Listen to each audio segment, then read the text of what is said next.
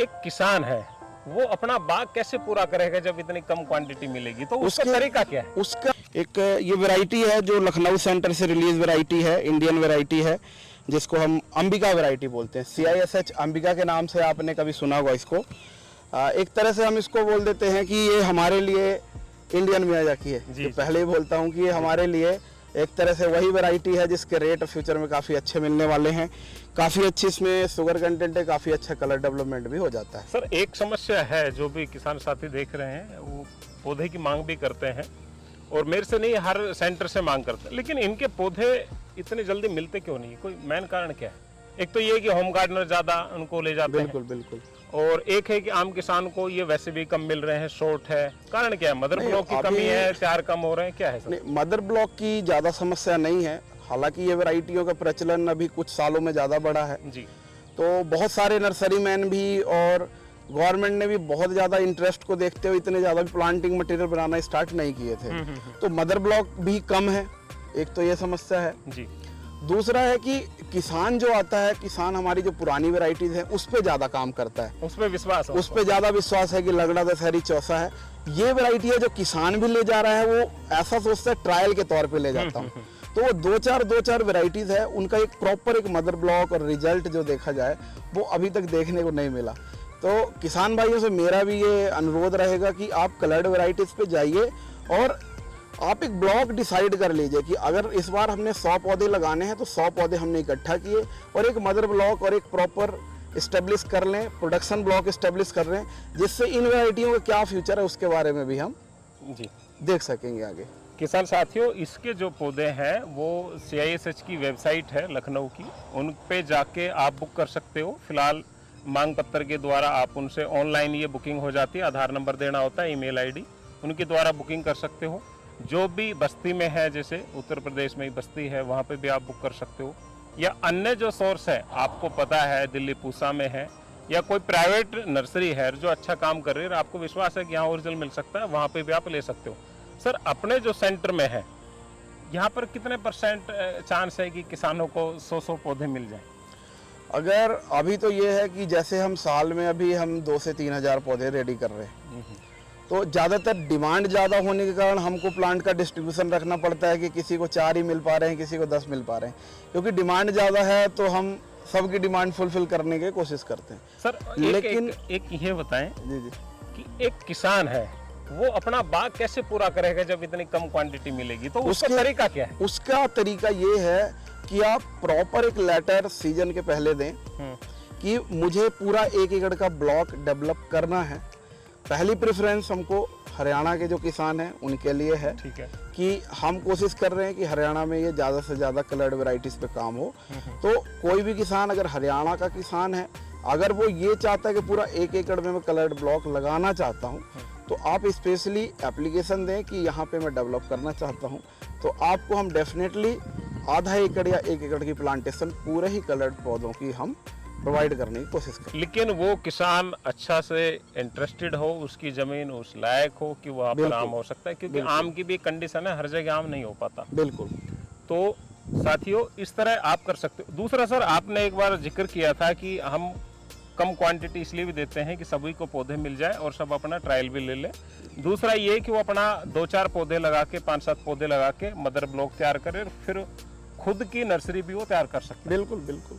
वो भी साथियों ये भी एक ऑप्शन है कि आपने इस तरह के पौधे तैयार कर लिए और जब भी ग्राफ्टिंग का सीजन आता है आप सीडलिंग कहीं से कलेक्ट कर ले, या आप अपना जो आम मार्केट में मिलता है उनका ले ले, या देसी आमी आती है उनकी आप बीज निकाल के यानी गुठली छांव में सुखा के फंगीसाइड से ट्रीट करके पन्नियों में लगा के तैयार करके, और ग्राफ्टिंग की यहाँ पर तकनीकी जानकारी मिल जाती है, वो लेके आप खुद भी ये तैयार कर सकते हैं।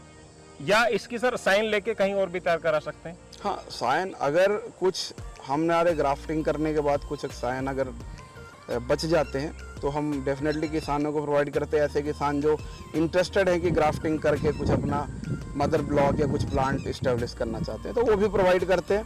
गवर्नमेंट के एक डिसाइडेड रेट है कि इस रेट पे आपको जो बड स्टिक है, एक तो छोटी बड स्टिक है ग्राफ्टिंग के लिए जो सेल के लिए हम करते हैं, तो आप वो भी ले जाके कुछ ट्रायल के तौर पे कर सकते हैं। लेकिन बहुत बल्क में हम बड स्टिक भी नहीं प्रोवाइड कर सकते क्योंकि हम खुद भी पौधे तैयार करते हैं। सर इसमें शॉर्ट रूप ऐसा भी है क्या कि कलर वैरायटी के पौधे कम तैयार होते हैं कंपेयर टू नॉर्मल वैरायटी? अगर देखा जाए कि अभी बहुत ज़्यादा काम की ज़रूरत है, अगर हम एक दशहरी लंगड़ा चौसा का ग्राफ्ट करते हैं तो हमको लगभग 85 से 90% तक भी सक्सेस रेट मिलता है। बट हम जो कलर्ड वैरायटीज़ पे जब हम पौधे तैयार करने की बात करते हैं तो हमको सिर्फ 20 से 25% ही सक्सेस रेट मिल पाती है। 100 पौधे अगर हम ग्राफ्ट करेंगे तो सिर्फ 20-25 ही चल पाते हैं। एक वो भी बहुत बड़ी समस्या है। तो अभी फ्यूचर में रूट स्टॉक पे भी काम करने का सेंटर ने सोच रखा है और फ्यूचर में अच्छे से अच्छा प्लांटिंग मटेरियल बन पाए, अच्छी मात्रा में बन पाए, उस पर भी काम चल रहा है। सर अब आते हैं कि अपने क्लाइमेट के अनुसार, जैसे हम यूपी और हिमाचल, हरियाणा, इनका अगर क्षेत्र की बात करें, क्योंकि सबसे ज़्यादा आम इधर में तो यहाँ हो रहा है उत्तर भारत में, फिर दक्षिण भारत का अलग एरिया है, तो कौन कौन सी कलर वैरायटी है जो काफ़ी अच्छी हो सकती है? अगर कलर्ड वैरायटीज़ की बात करें तो अगर जो परफॉर्मेंस वाइज है जो हमने अभी तक देखा तो उसमें आपका एक अंबिका हो गया जो लखनऊ से रिलीज वैरायटी है, आपका पूसा अरुणिमा है, पूसा श्रेष्ठा है, पूसा दीप शिखा, मनोहरी, ये वैरायटीज़ काफ़ी अच्छा परफॉर्म कर रही हैं। थोड़ा छोटे साइज की बात करें कलर्ड में तो अरुणिका वैरायटी वो भी अच्छा है क्योंकि उसका TSS अच्छा है, तो वो भी एक अच्छा रिजल्ट देती है, प्रोडक्शन भी काफ़ी अच्छा है। रेगुलर वैरायटीज़ हैं जितनी ये वैरायटी हैं, एक तो सबसे बड़ी खासियत है कि हर साल फ्रूट देती है जी, रेगुलर बेरिंग है, हाई डेंसिटी के लिए सुटेबल है, तो नंबर ऑफ प्लांट भी पर एकड़ बढ़ गए और हर साल प्रोडक्शन आ रहा है, तो कहीं ना कहीं आपको मुनाफा भी फ्यूचर में अच्छा मिलेगा। डॉक्टर साहब आप ये बताइए, एक आम किसान कोई पौधा लगा लेता है, कोई अच्छी वैरायटी का है, जैसे अरुणिका, अंबिका या जो भी उसको अच्छी लगी, वो उससे फल बेच के तो पैसे कमा ही सकता है, दूसरा ऑप्शन क्या है? दूसरा ऑप्शन साइन वगैरह का ऐसा कुछ? एक तो ये है कि अगर अच्छा मदर ब्लॉक इस्टेब्लिश कर रहे हैं तो आप नर्सरी की तरफ जा सकते हैं। दूसरे नर्सरी मैन से आप कनेक्ट करके साइन को सेल करना, रूट स्टॉक सेल करना, एक मतलब जो नर्सरी का कंप्लीट काम है, एक उस पर आप काम कर सकते हैं। दूसरा, आज के टाइम पे जो किसी भी तरह का प्लांटेशन है, अगर वो फैंसी प्लांटेशन है, कलर्ड वैरायटीज़ है, और भी दूसरी जो वैरायटीज़ हैं, नाशपाती में बात करें, जापानीज वैरायटी है, निजीसी की है, तो एक तरह से लोगों के लिए भी आकर्षण का केंद्र है। तो एक horticulture tourism, farm tourism, eco tourism, agro tourism, आप कैसे भी आप अर्बन टूरिज्म, फार्म टूरिज्म, किसी भी तरह की बात कर लें, तो इस पे भी हम जा सकते हैं, जिससे किसान अच्छा प्रॉफिट ले सकते हैं। ये आज के दिन सर ट्रेंडिंग में, आज के टाइम पे ट्रेंडिंग में है कि आप horticulture tourism, agro tourism, eco tourism पे जाएं, क्योंकि लोग खाने से ज़्यादा इन चीज़ों का एक्सपीरियंस करना चाहते हैं, देखना चाहते हैं, क्योंकि आप उगा रहे हो तो नो डाउट वो मार्केट में जाएगा, लोग फ्रूट देख ही लेंगे, लेकिन कैसे उगता है, क्या उसका फील है, तो एक टूरिज्म भी एक माध्यम हो सकता है बागवानी में, जिसमें आप जाके अच्छा मुनाफा कमा सकते हैं।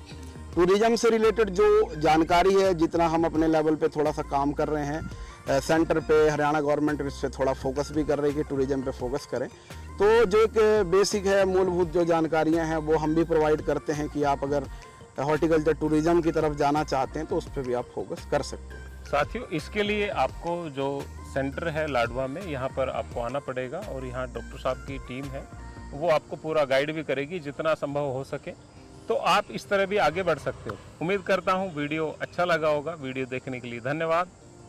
जय हिंद।